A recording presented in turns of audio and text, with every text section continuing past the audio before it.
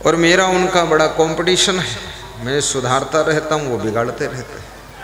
मैं कोई हीरो थोड़े हूँ, लेकिन क्या करूँ, मैं समाज सुधारक संत हूँ, परिवार सुधारक संत हूँ। क्योंकि यदि समाज सुधारक संत में न बनता तो शायद मैं मिर्जापुर भी नहीं आता। मैं उसी लिए आया हूँ।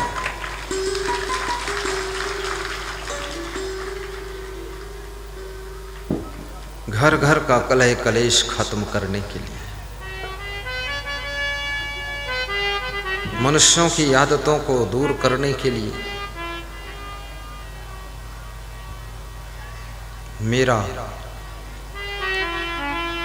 गांव-गांव में जाना होता है।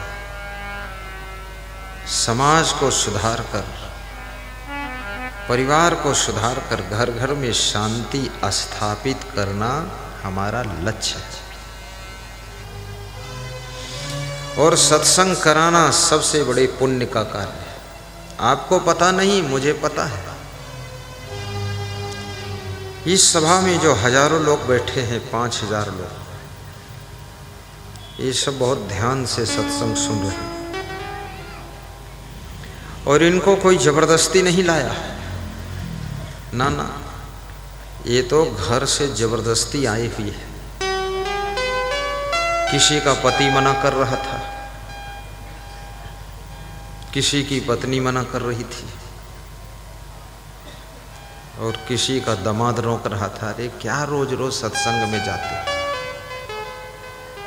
लेकिन सब बंधन तोड़कर मिर्जापुर की यात्रा हुई है और सभी आकर बैठे हैं।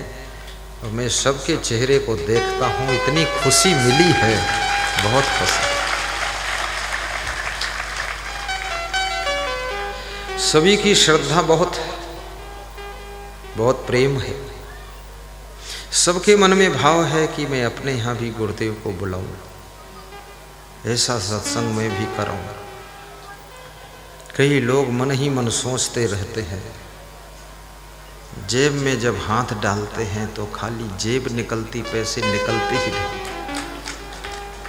सोचते हैं अब क्या करूं, फिर गुरुजी आशीर्वाद देंगे तो पैसे हो जाएंगे तो बुलाऊंगा, ऐसा मन है, श्रद्धा बहुत है। और याद रखना, तुम्हारा जितना बड़ा मन होगा, तुम्हारे पास एक न एक दिन गुरुदेव की कृपा से उतना ही बड़ा धन होगा, प्रोग्राम भी होगा। और प्रोग्राम करने से बड़ा कोई पुण्य भी नहीं। कुछ न कुछ सबको फायदा होता है। किसी की गुस्सा कम हो जाती है, पति की गुस्सा कम हो गई तो पत्नी को आराम मिल जाती है। पत्नी का आलस्य कम हो गया तो पति को थोड़ा शांति मिल जाती है। बेटे का थोड़ा चंचल मन शांत हो गया तो माता पिता को सुख मिल जाता है। बहुएं ठीक से रहने लगी तो सासू को बड़ा आनंद मिलता है। ये सुधार का कार्यक्रम है। और किस व्यक्ति में क्या सुधार होता है वही जानता है। क्योंकि अगर मैं पूछूं क्या सुधार हुआ तो बहुत सा सुधार ऐसा है जिसको बताने लायक नहीं, बताने से बेइज्जती, इसलिए अंदर से हो जाने दो जो हो रहा है। लेकिन सुधार होता है। एक बार हमारे सत्संग में एक बूढ़ी सासू आई, 90 साल की उम्र, डंडा लेकर टेकते टेकते आई। तो मैं दर्शन देने के लिए वहाँ पहुँचा तो उसने कहा कि आपके सत्संग से, जो कल आपने सत्संग सुनाया, उससे हमको बहुत शांति मिली। तो हमने कहा आपको शांति मिली? आप आई थी माता जी? बोले मैं तो नहीं आई थी। तो हमने कहा तो शांति कैसे मिल गई? बोले मेरी तीनों बहुएं आई थी, मैं उन्हीं से ज़्यादा परेशान थी, वो सुधर गई तो मुझे रातों रात शांति मिली।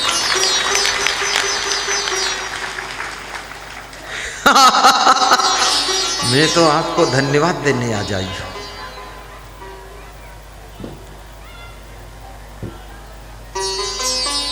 गुरु जी के ज्ञान का मजा लीजिए,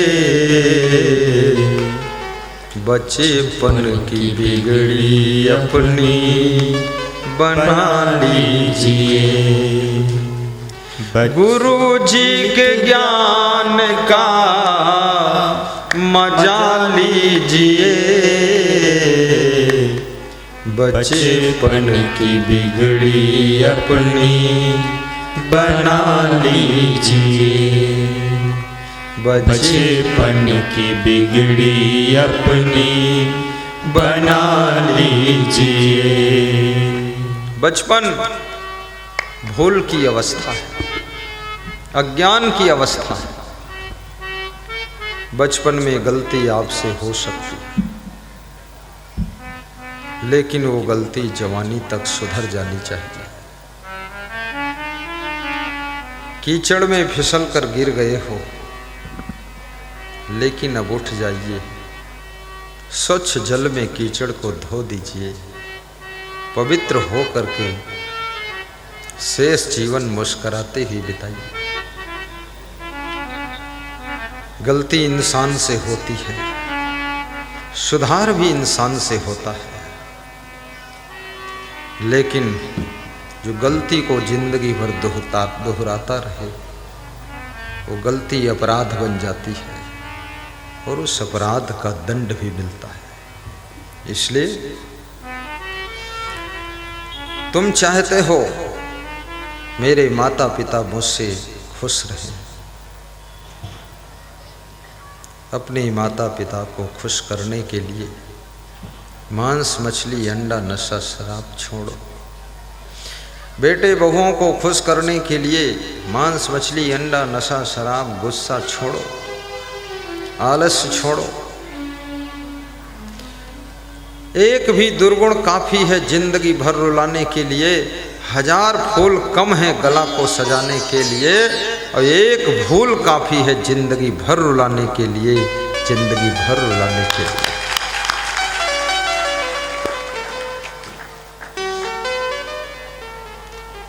अपनी गलती की क्षमा भी मांग लेना। क्षमा मांगने से अहंकार की मृत्यु हो जाती है। अहंकार के मरते ही नम्रता की नदी प्रवाहित होती है। नम्रता की नदी में तुम्हारे सारे बुराइयों का मैल धुलता हुआ चला जाता है।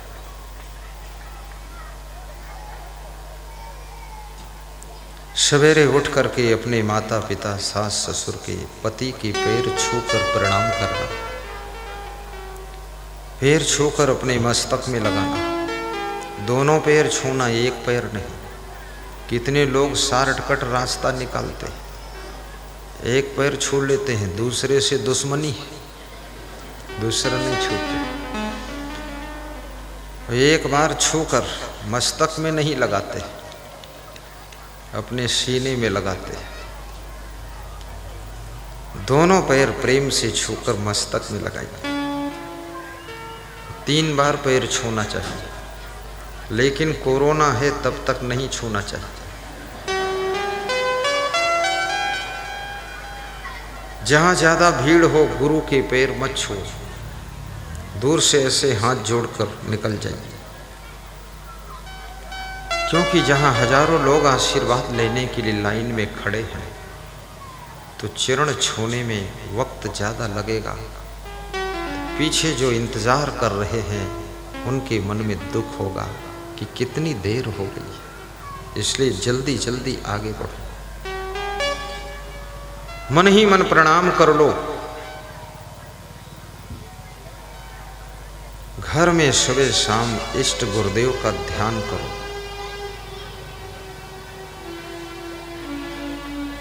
मन में उनको बसाइए।